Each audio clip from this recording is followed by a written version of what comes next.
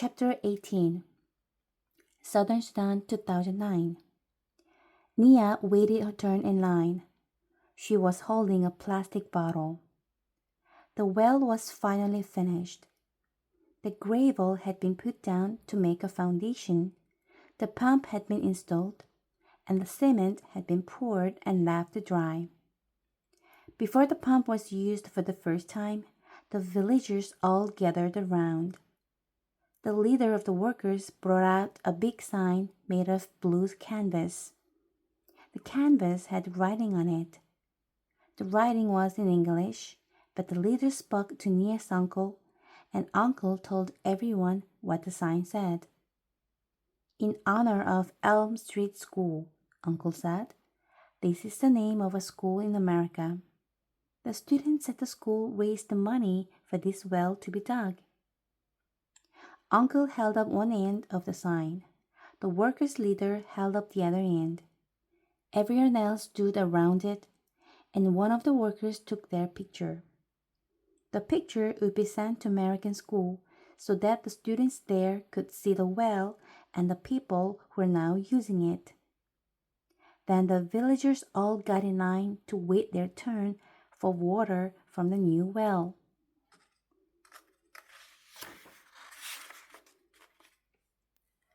When Nia reached the head of the line, she smiled shyly at her uncle, who paused in his work for a moment to smile back at her.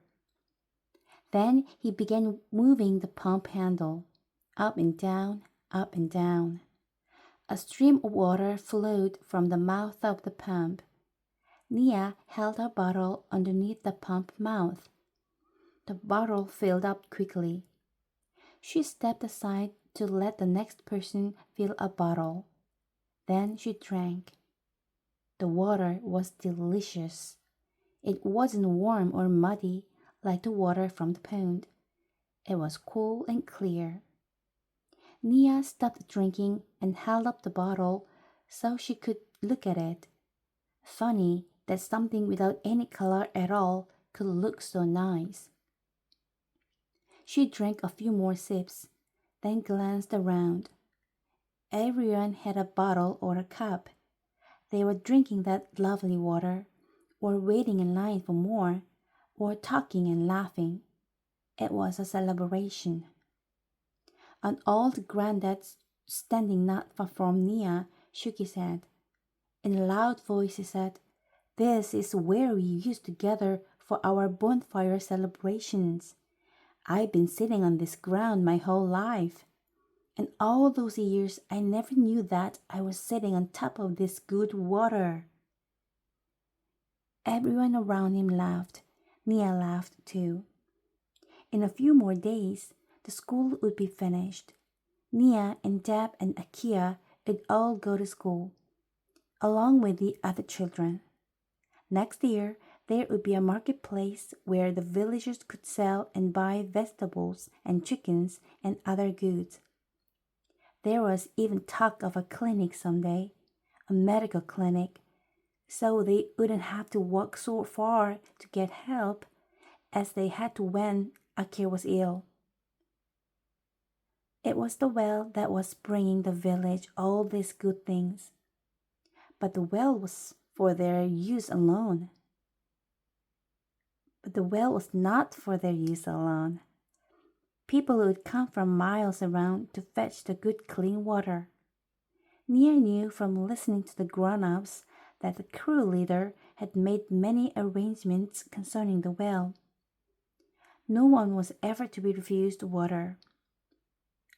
Some of the villagers would be responsible for maintaining the well.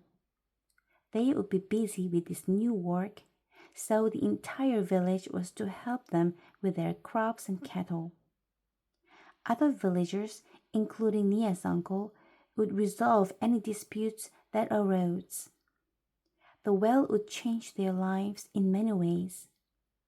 I will never again have to walk to the pond for water, Nia thought. She wandered around a little, sipping at a cool, fresh drink. Then she caught sight of the crew leader. He was standing by himself, leaning against one of the trucks and watching her uncle work the pump. Deb saw her looking at the man. That man, the boss of the workers, Deb said. You know he is Dinka? Nia looked at Deb in astonishment.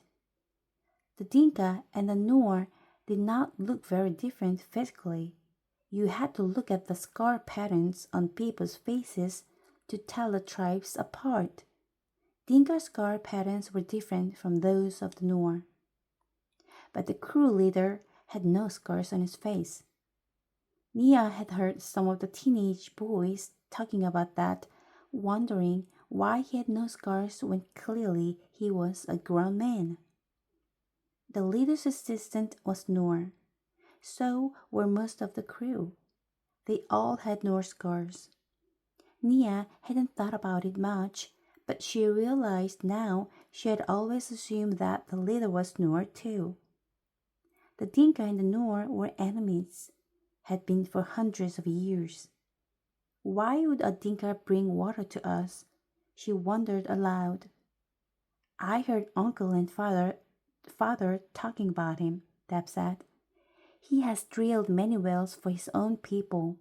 This year he decided to drill for the Noor as well. Deb had not really answered Nia's question. He probably doesn't know the answer, she thought, but now Nia felt there was something she had to do. She walked over to where the man was standing. He didn't notice her at first, so she waited quietly. Then he saw her. Hello, he said. Shyness flooded through Nia.